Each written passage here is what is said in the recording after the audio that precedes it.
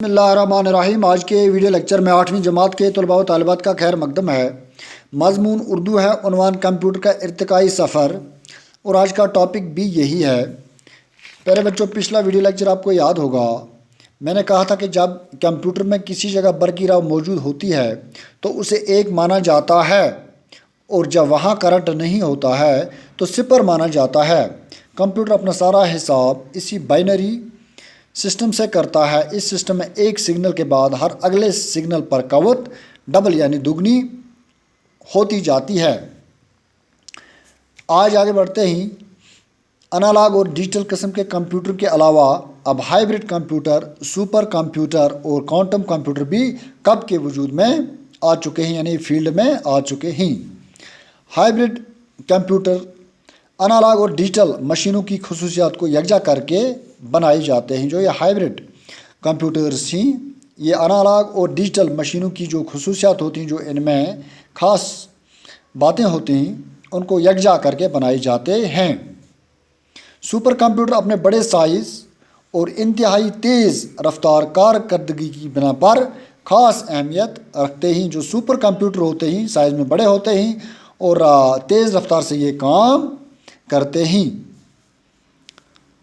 اور اس بنا پر یہ خاصی اہمیت کے حامی ہوتے ہیں، یعنی انہیں بہت بڑی امپورٹنس ہوتی ہے، یعنی کافی امپورٹنس ہوتی ہے۔ یہ کام تیز کرتے ہیں اور تیز رفتار میں کام کرتے ہیں، اور سائز کے بھی بڑے ہوتے ہیں۔ کوانٹم کمپیوٹر اس کمپیوٹر کو کہتے ہیں جس کی بنیاد سائنسی محققین نے کوانٹم میکینکس کے اصولوں پر رکھی ہے۔ کمپیوٹروں کی انہی تیز رفتار مشینوں نے انسانی تاریخ کے بے مثال اطلاعاتی انقلاب یعنی انفو ریولوشن کے اثرات کرۂ ارض کے چپے چپے تک پہنچانے میں اہم کردار ادا کیا ہے۔ چنانچہ آج ہر پڑھا لکھا چھوٹا بڑا اپنے موبائل فون یا ڈیسک ٹاپ یا لیپ ٹاپ یا آئی پیڈ کے ذریعے انٹرنیٹ سے جڑا ہوا ہے، اور ہر طرح کی معلومات و مواد یعنی ڈیٹا تک اس کی رسائی ذرا بھی مشکل نہیں ہے۔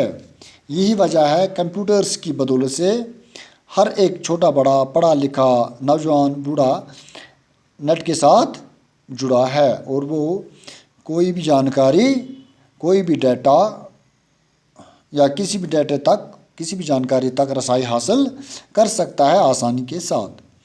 جرمن سائنسدان اور فلسفی لیبنٹر بائنری سسٹم کو فطرت کا سسٹم مانتا تھا، یعنی قدرتی سسٹم مانتا تھا۔ اس کا کہنا تھا کہ بائنری سسٹم کا ایکتا یعنی وحدت کی علامت ہے۔ اس سے مراد یہ ہے کہ بائنری سسٹم میں جو ایک ہے، یہ یکتا یعنی وحدت، ایک ہونے کی علامت ہے، اور خدا بھی ایک ہے، اور صفر کچھ نہ ہونے کی علامت ہے۔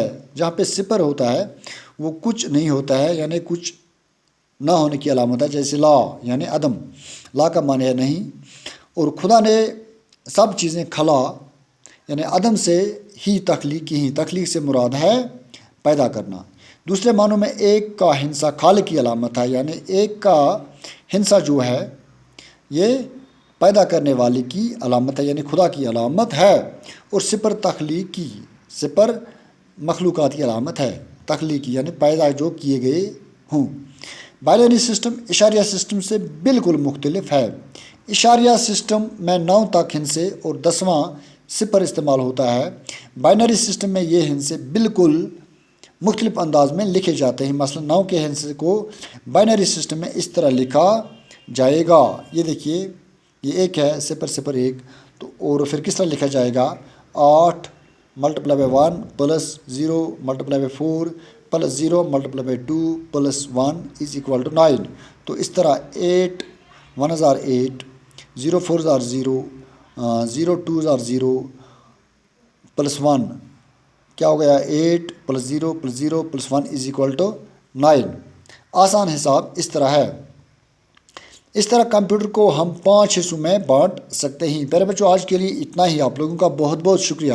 مجھے امید ہے آپ لوگوں نے اچھی طرح سے سمجھا ہوگا۔ اب کمپیوٹر کے فائدے سے متعلق صرف 5 جملے لکھ کر واٹس ایپ تھرو سینڈ کر سکتے ہیں۔